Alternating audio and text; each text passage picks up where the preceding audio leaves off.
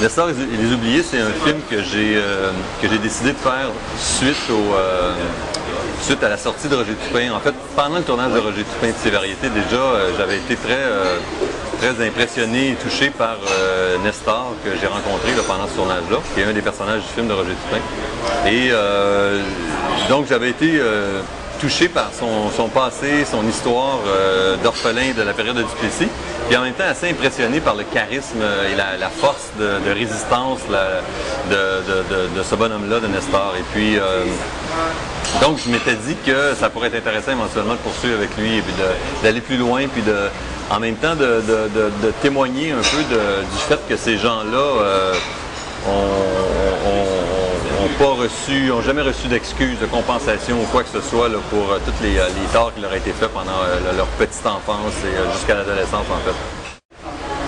C'était quoi l'approche cinématographique? Est-ce que c'était semblable à celle adoptée pour Roger Tupin? Est-ce que c'était Michel Lavaux qui assurait la direction photo?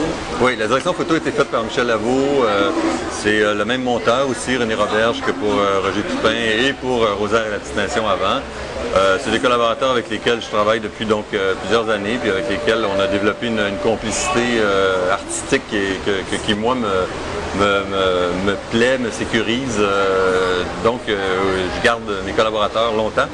Et pour l'approche, disons que c'était peut-être l'approche cinématographique était peut-être un peu moins définie au départ, moins...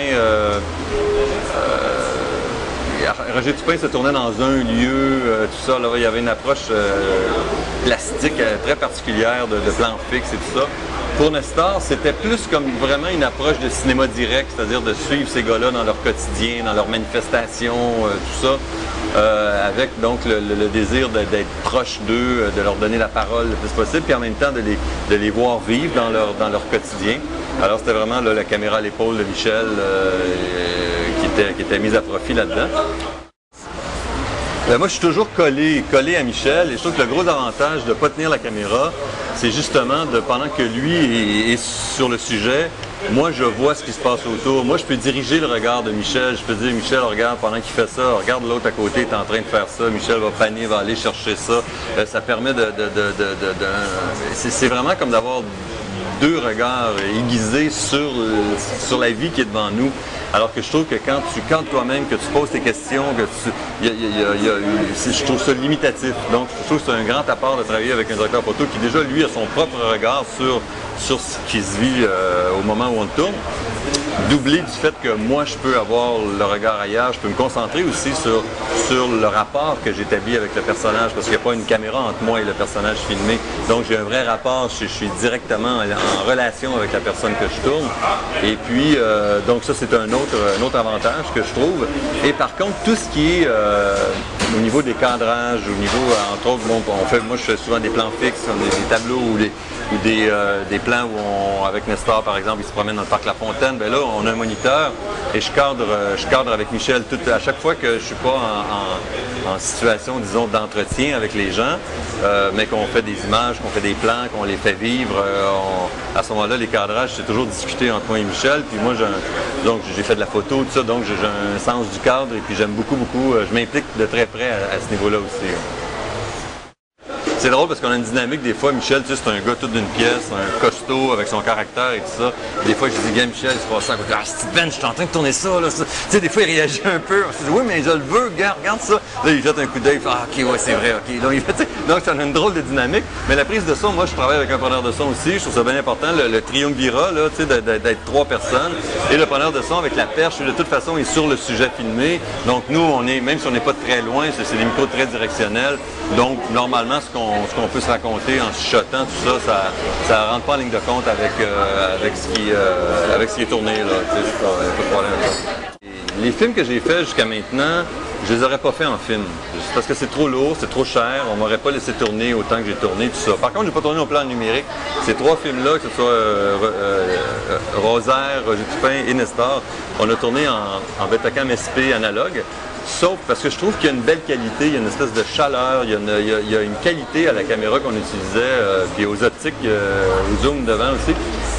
Et par contre, on utilise le numérique en post-production pour aller, bon, améliorer le signal, aller donc, tous les avantages du numérique, on va les chercher en post-prod. Donc, on fait une post-prod sur un DaVinci, en fait, évidemment, la vide, au niveau du montage hors ligne. Mais après ça, quand on va faire le online, on fait soit sur un Symfony ou sur un DS. Puis après ça, on va faire un étalonnage sur un DaVinci Renaissance, où là, on a vraiment tous les outils du numérique pour aller faire l'étalonnage, intervenir sur l'image, aller réparer des choses des fois, ou s'il y a des drops ou n'importe quoi, analogue. Alors donc, et on finit avec un Betacam numérique au final qui nous a quand même permis sur Roger Tupin, même si on avait tourné en Betacam analogue au départ, qui nous a permis de gonfler en 35 avec une qualité somme toute assez acceptable quand même.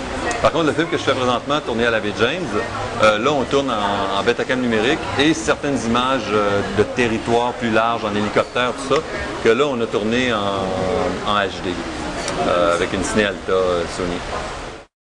Probablement que Nestor va être le dernier film que je vais retourner en analogue. Là.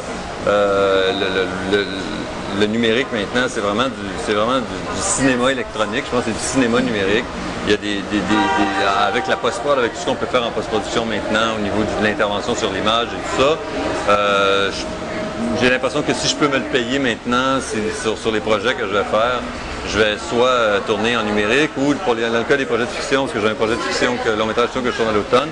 Là, on tourne en 35 mm, mais 3 perfos, puis on s'en va ensuite à une finition 2K numérique après pour toute la post-prod, pour faire un retour sur film éventuel. Donc de plus en plus, je pense que la question des supports, c'est quelque chose où on se promène beaucoup de l'un à l'autre. Tu vois, Roger Tupin tourné en analogue, fini en numérique, et où on a des copies 35 mm film à la fin, alors que tu vois le projet de fiction, au contraire, on tourne en 35 mm, on finit en numérique pour retourner sur film à la fin.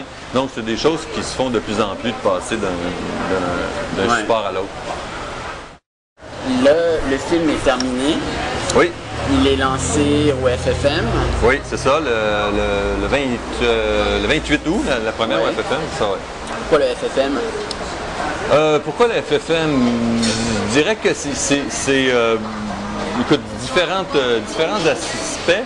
Le film était prêt et on voulait le sortir, disons, le plus tôt possible cet automne, entre autres parce que moi, je vais être très pris là, avec le tournage de mon long métrage de fiction à partir du début octobre.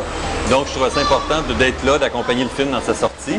Alors, on regardait quelles étaient les possibilités à la fin de l'été, début de l'automne. Puis, la FFM est apparue comme une possibilité très intéressante pour nous. C'est le 30e anniversaire de FFM cette année.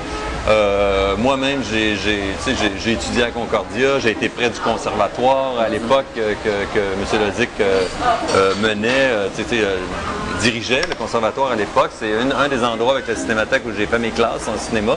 J'ai beaucoup fréquenté moi-même le FFM dans ces belles années-là, dans les années, disons, fin des années 80. C'est la grande époque du FFM, donc j'ai des beaux souvenirs là. Bon, je trouve qu'après la saga des festivals l'année passée, puis tout ce qui s'est passé à ce niveau-là, je trouve ça intéressant d'être là, puis en espérant que ça aura une certaine visibilité en même temps, dans ce festival-là.